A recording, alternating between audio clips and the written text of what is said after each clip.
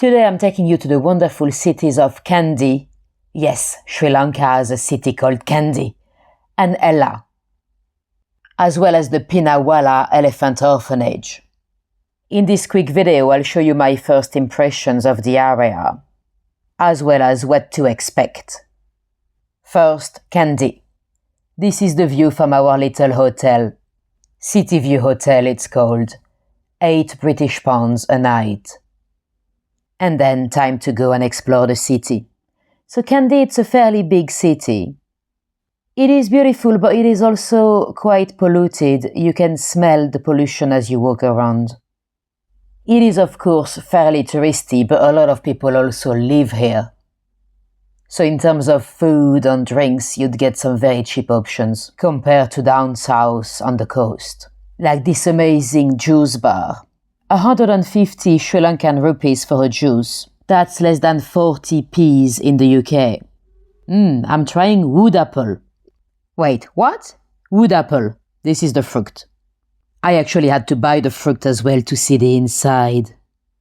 The juice was much nicer than the fruit itself, if I'm honest. But maybe I wasn't very good at picking the fruit, as I didn't know what they were meant to look like when they are mature and ready to eat. Anyway, the last king of Sri Lanka, Sri Vikrama Rajasinha, apologies if I butchered that name, he lived here in Candi before to be exiled and overthrown by the Brits. You get some beautiful views like this across the city. It's also full of bargains if you wanted to go shopping for clothes or bags or whatever it might be. But for now, time to leave the city centre to go into the Royal Forest Park. You can walk all the way there. Beautiful park. The different routes on the different paths are very well marked. You don't need to have internet on your phone to be able to find your way around. This is the Royal Pond. Beautiful fauna and flora to be explored. You might see a few animals as well. Mainly spotted deers. You'll see some lovely trees, some with interesting roots. It's a very easy hike, there's no difficult terrain or anything like that. And you might spot a few deers. Look there.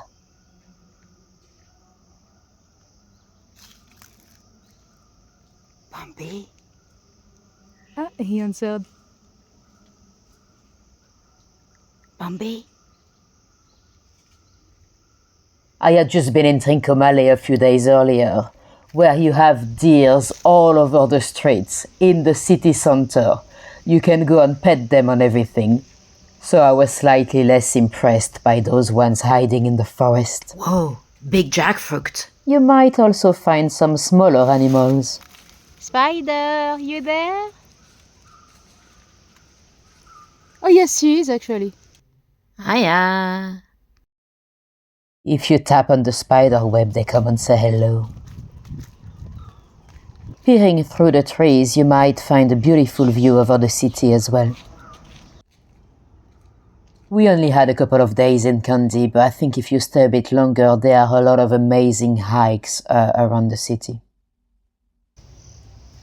Now, that was a little cave. Not hugely impressive, if I'm honest. This is a huge liana. It makes you when I climb and play Tarzan. And of course, you might see a few primate friends. Hello. I just love them, but you'll see them in the city centre as well. There were some coming into our hotel room actually. I'll show you later into the video. Now this post box here is not too old because of the Sri Lankan crest over here. But look at this one. This is an old colonial one, dating back to King George VI, you can tell from the royal cipher. So that was before the independence of Sri Lanka. Now, time to pop back into the shop for another juice. Which one to pick this time? This is sour soap. It's a white juice. Maybe not my favorite. If you see people walking over the train tracks, Perfectly normal in Sri Lanka. Now let's go and take a look at the market.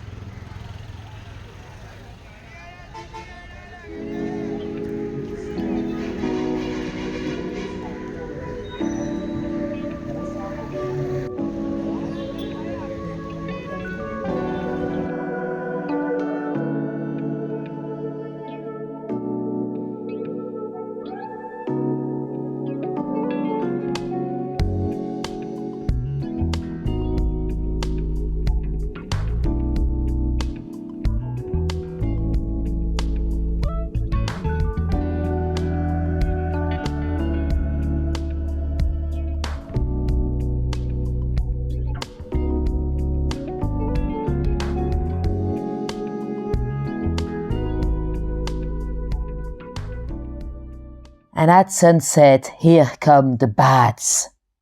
They might look like birds on camera, but they're definitely bats.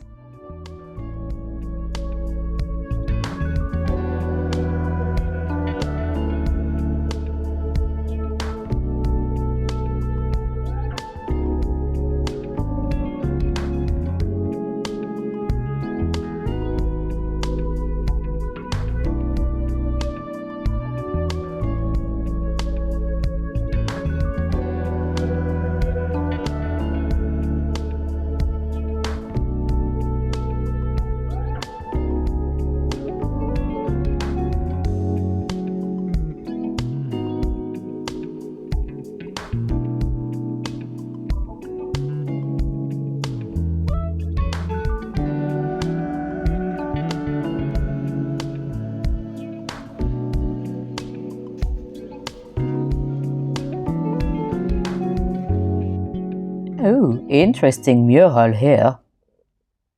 The next morning we headed towards the bus station to head towards Pinawa Elephant Orphanage. We bought a little snack for the journey, a veggie roti. Now this would drive health and safety officers in the UK mad. The bag was made up of upcycled paper taken from a kid's school exercise book. Hope they washed their hands. At least all the answers were correct, so that was a good student. Ooh, coconut heads. And here we are, at the elephant orphanage. This is the bathing time for the elephants. Now, this is called an orphanage, and to be honest, when they first started, they probably started with good intentions. They probably did rescue a few elephants at first. But now I think it would be more fair to call it a zoo. It is a big money-making machine zoo. It's fine, I would have probably gone anyway, even if it wasn't called an orphanage. But yeah, those elephants have very little freedom. And you'd see some of the staff members riding them.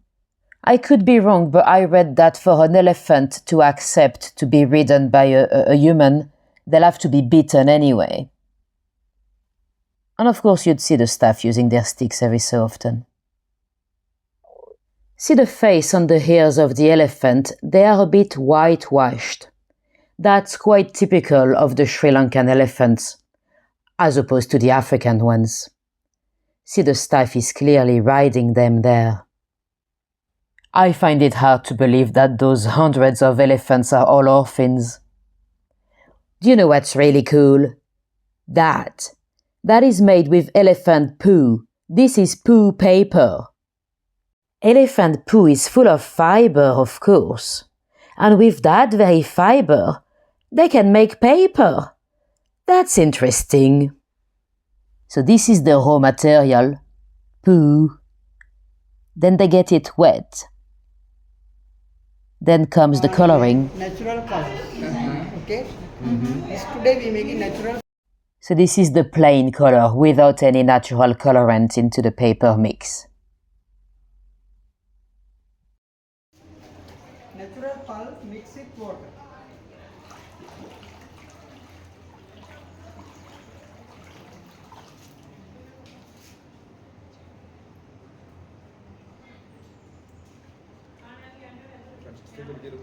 This is cardboard. Yeah.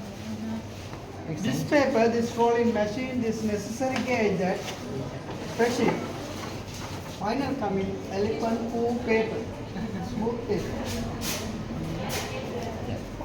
There's a huge selection of types of papers and notebooks and notepads that you can buy as a little souvenir, of course.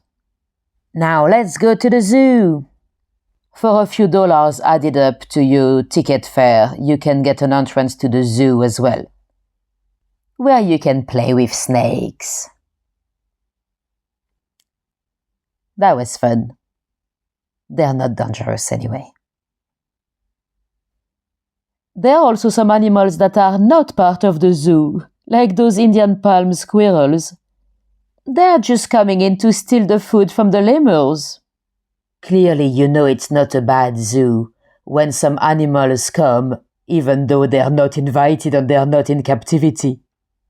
Of course, the lemurs were in captivity, but look at this one here. He was not invited either. Neither was this one. They're just coming here to chill in the zoo. Now, this is Kadila. For 250 rupees, you can go and feed a leopard.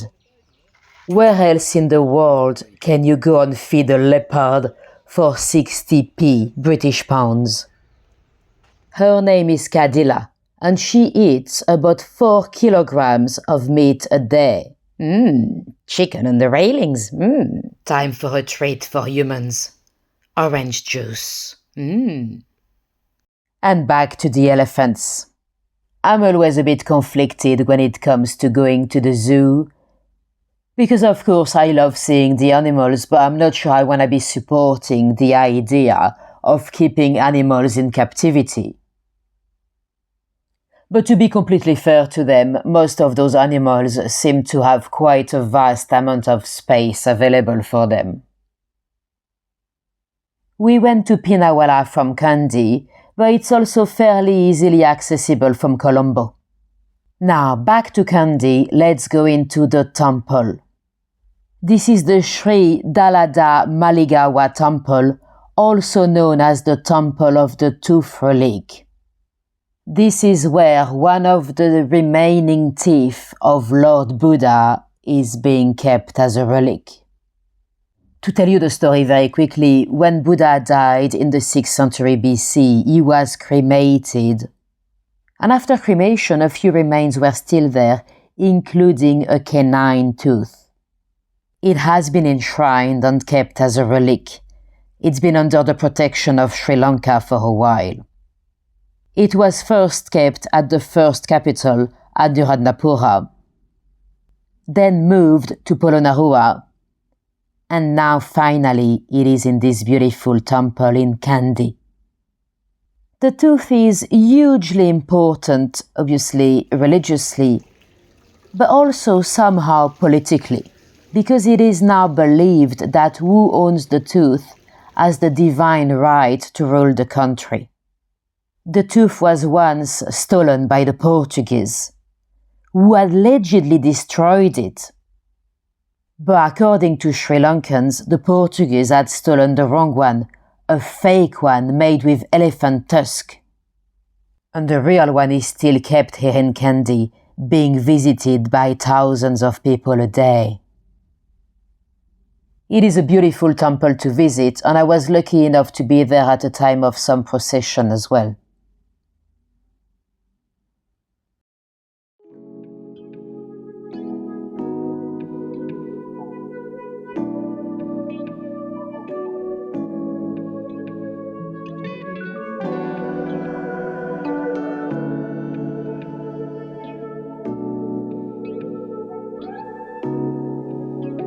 This is a sacred tree.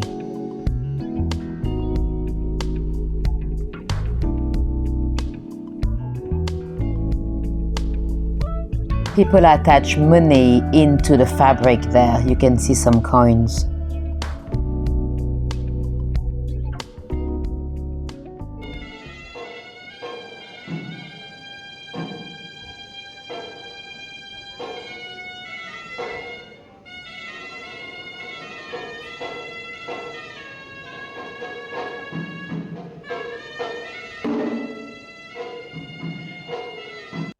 That was our last night in Candi. Time to go back to the hotel. But the next morning we had a bit of a surprise. Some of my monkey friends came to visit. They are little scavengers. They're looking through the bins. They can open bottles and everything, looking for milk or water or even beers. This is our little bedroom. Not the highest standards, but very central and a lovely view as well. And here are my monkey friends. No, no, okay. Yes. No, no, no. Hey, No, let him be. okay. The poor animals were very confused because my friend kept hissing them away and I kept calling them back in. I think they were just a bit thirsty. Although they know how to open a water tap. I would have offered them a drink, but all our bottles were empty. I didn't think about giving them tap water, but they'll figure it out themselves, because there's a tap right there. Natalie, it's going to be your flip-flop. Coffee, you like coffee? Now this one is desperately looking for water, but check the one in the background. He's going to open the tap. Smart. And I've only noticed it whilst editing the video, but look at that. He's just unplugged the freezer. Right, this is the train station. And here is our paper train ticket. It has to be paper for that very train. Now, this is the very iconic train from Candi to Ella. I have to say, if you ask me, it's a bit overrated. I think it is because of Instagram and all those beautiful videos and pictures of young, beautiful couples hanging over the doors and kissing in the open air. I mean, you can pop your head out of the doors or the windows, which is quite cool. But we've seen some amazing pictures on Instagram and stuff, and it says places to see before you die and stuff. Reality is that it's a fairly long ride. Yes, for the second half of the ride, the views are quite nice.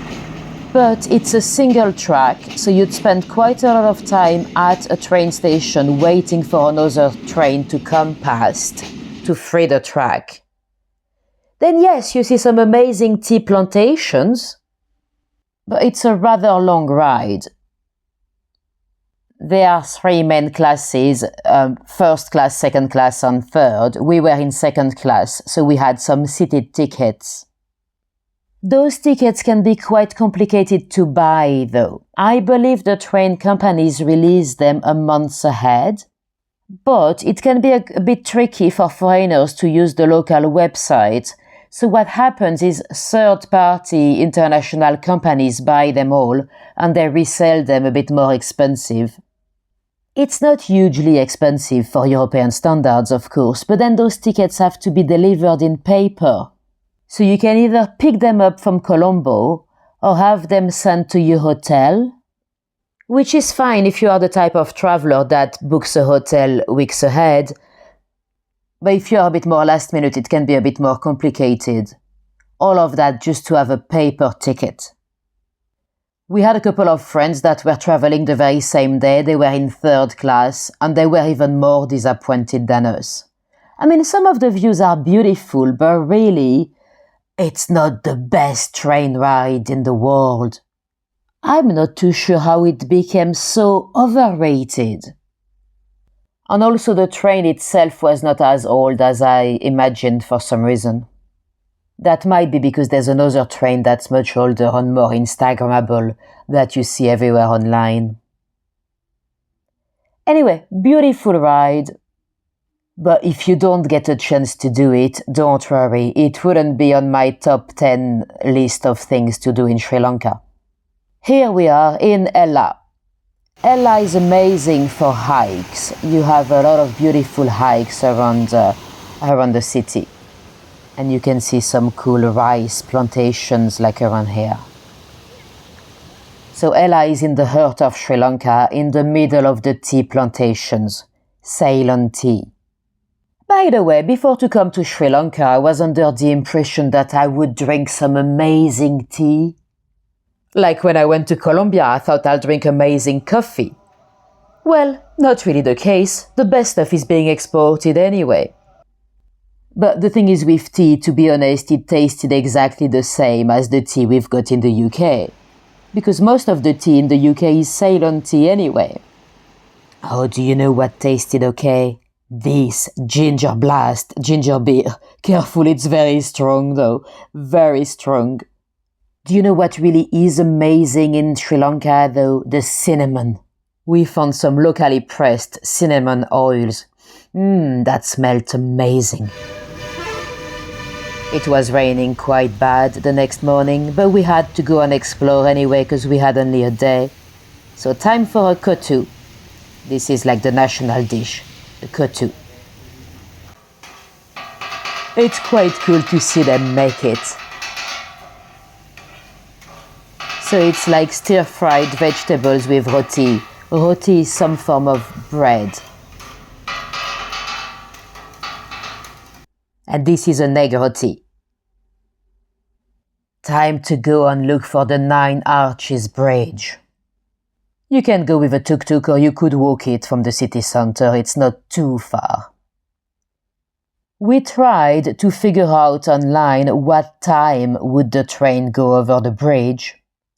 And we found several different websites on several different timings, so we just went.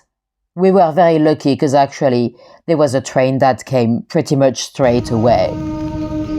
So this is the bridge here, the 9 Arches Bridge, built in 1919. And here comes the train. It's a very touristy train. I'm pretty sure everyone on board is just a tourist. Rumor has it that at the start of the First World War, as they were building the bridge, the steel and metals were relocated to the war effort, so local people used bricks and cement instead. So you can see it from above and you can also go down on the train line. But you'll see as you get there, it is just a giant photo shoot for Instagram. Everyone is on the track taking pictures. You might want to wear some proper shoes, especially if it's raining. I had been told I should, but I'm very comfortable with flip-flops. So I just did not listen to the advice. When suddenly I checked my foot and look at that! This little beep had been drinking my blood. Leeches, there are a lot of them. And I was aware, I had seen some videos warning us on YouTube, but I didn't listen. Revenge. This is not too bad. I've only been bitten once. We had a couple of friends that was visiting at the same time. He'd been bitten 4 times on the very same foot. His foot was so bloody he looked like Jesus Christ. And he was wearing proper shoes. Anyway, this is the secret waterfall. To go and explore the local waterfalls, we took buses and tuk-tuks. Because my friend did not want to rent a moped on a rainy day. But I do think it's easier to access with a moped. I mean, you always have more freedom with a moped anyway, and they are very affordable in Sri Lanka. Although the roads can be a bit dangerous, buses can be a bit dangerous with the motorcycles sometimes. Some of the views on the local nature around Ella is very beautiful. So if you are a hiker, you'd probably love it.